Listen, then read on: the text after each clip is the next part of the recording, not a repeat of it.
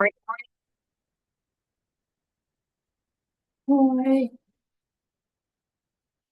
I'm going to tell you about my alien abduction, or as I now talk about it, my alien adventure, because it was an adventure using the term quite loosely.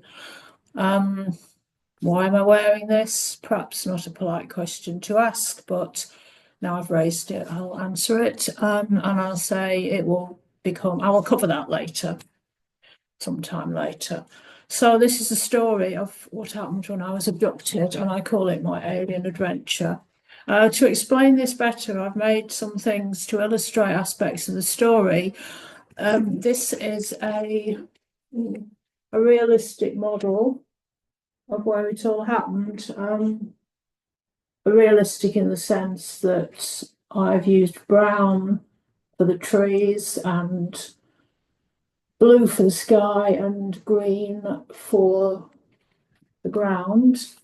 And I've used yellow as well, but that's just to provide a bit of contrast. Although, yes, yellow, yeah, yellow works.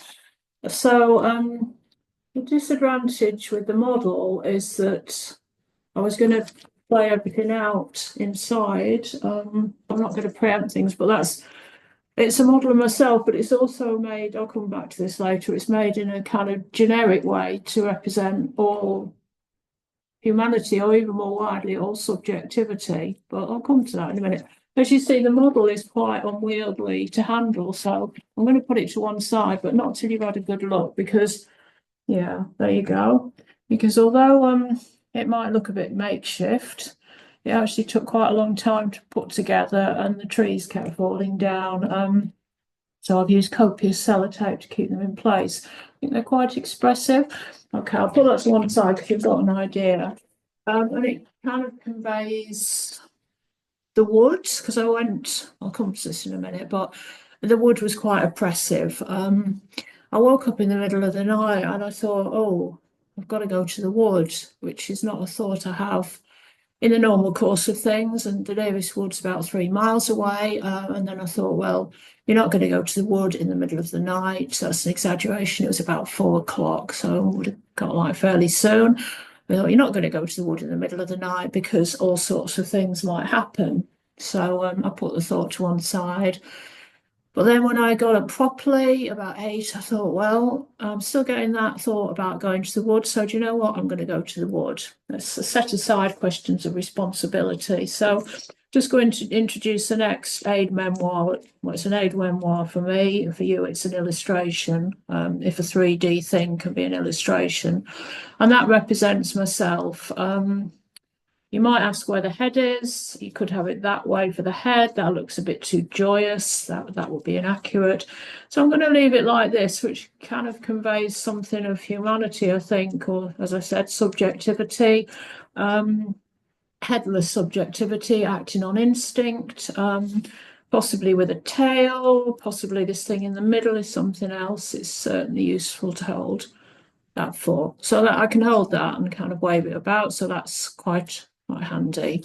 Anyway, I was going for a walk. You have to imagine the wood. I went for a walk in the wood. It was quite wet underfoot, which wasn't great because I'd worn fairly new trainers, and obviously then mud got in the little grooves and cracks, which yeah, that I've had to throw them away, but not really because of the mud. If it hadn't been for the encounter, I would have kept them, but they were burnt to cinders. So here I am, Audible, walking in the wood. Uh, was there a sense of auspicious purpose? I think a cloud or something descended, and I started to feel not peculiar, but yeah, I felt something. Anyway, there I was in the wood. Not another soul about. Typically, if you go a bit off the beaten track, you don't even see a dog walker, but it's all on my own in the wood. And then suddenly I became aware of a big bird. Again, I've had to take a bit of artistic license with this big bird. It's actually one of a pair of fighting cockerels, which isn't what I saw, but it was a big bird. So you'll have to imagine that. It was a big brown bird, actually, about the size of an eagle, but looking more like a robin. So if you can imagine that, big brown, mousy coloured with a bit of red about it, only huge. So it came flapping by, and then put that down because it's really heavy. It was like a real cloud came over my mind, like it is now. I can't think of a thing to say. And I don't remember the next bit. And actually, the next bit, which is what I'm going to tell you, I only remembered later. So what first happened was I saw this bird, went into a bit of a cloud. Next thing I knew, I was walking out the woods, but obviously there's not a lot to say there. So let's go back to what I remembered. So what I remembered, I never remembered what happened immediately after the bird. What I remember is like, this is why the colour yellow is in the sky turned a bright, bright colour. It wasn't yellow because it wasn't a colour that's accessible to human eyes. So how I saw it, no idea. Sky turned a bit yellow. I was like, actually, I was lying. Did I lie down then? Yeah, I think I sat down. I was feeling a bit overcome. So you can't actually see me sit down and put that to one side for the minute.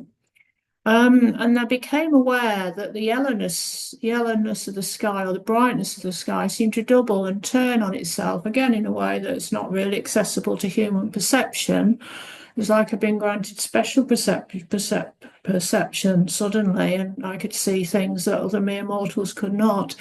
And out of this glooming and gloaming and rhythming and rhyming and turning over of the fundamental concepts of my sense of self, my sense of the world, there came what I can only describe as an alien spaceship. It didn't look exactly like this because one thing this exercise has taught me is that I don't have great 3D skills. So it was a spaceship and it looked a bit more spaceshipy like that than that. And that looks like nothing as much as a big flat animal like a beaver without legs. It looked quite awesome, is the word. The awe, I couldn't convey the awe, you'll have to imagine that. So that appeared at the top of the sky like this.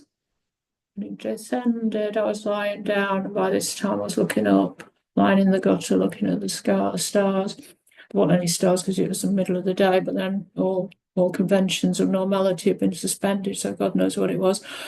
It came from the multitudinous sky and it dropped like that, not deviating from its vertical course, and it came to rest.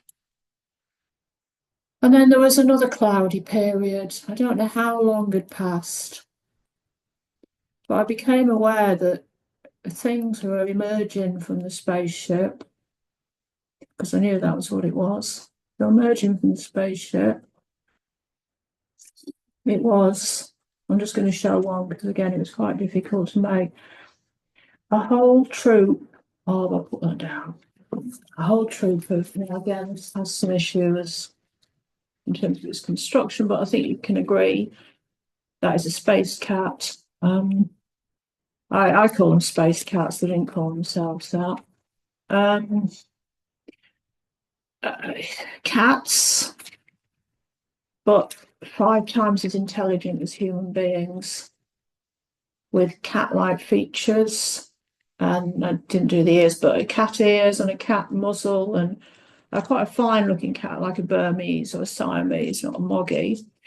Cat's limbs, if I'd 4, but the 2 were hard enough, so there you go, with little cat claws, but with the ability to communicate through, not through meows, but through a kind of telepathy, I suppose, because what happened was I was lying there and this cat thing said, come to us, come to us. It's all good. I thought, I'm going to have to take your word for that, cat creature. But I was in a kind of hypnotic trance. So I got up and I found myself moving. And it was kind of like I didn't walk as such. I just kind of skimmed along the floor. So that was interesting. And the cat, and there were other cats as well, cat cat creatures, but they came in and out of existence. So there was only this one was like the focal point. And the cat creature, space cat, said in his their head and my head were together, and I understood that the cat creature was saying, "Do not be afraid. We know you're of humankind. Come inside now." I'm just going to put that cat creature down because it's a bit fragile. Um, I'd like to tell you about what happened inside, but I have a screen, a block about that at the minute. So that's going to have to wait for another episode. Um, I think it was quite interesting. But the next thing I know is that I was coming out of the woods, dishevelled. My trainers, like they'd been burned and shoved back on my feet, any old how. The rest of me, it was a good 3 mile walk, and so I didn't dare get a bus because obviously I've been out of this earthly realm, and I looked a bit dishevelled, and I didn't want to answer any questions or see anybody else. So I walked all the way back in these burnt trainers. And that was it, really. But the thing is, overnight I had the most strange dreams that the cat creature came back, and he said in a kind of poem that I don't remember. I'd share it with you. Rules for living, and one of the rules for living was to take up every night a routine of making certain exercises. And the cat explained that this would benefit both me and humankind and the planet. So, and he showed me these exercises, which are like this. So every night I've been doing this. It takes about 10 minutes. There's more than that, but in another episode I'll show you. And I have to drink a lot more water, which I've been doing. Perhaps the hardest one is I have to dress with joy, exuberance, and confidence. And there's a lot more sub rules about that. But basically, I can wear white, I can wear lemon yellow, I can wear pink, I can wear lilac, and must wear lots of silver. I can't wear black. That's an accident. That shouldn't have happened. But well, none of us are perfect. So here I am. Yeah, that's the first story of my alien adventure.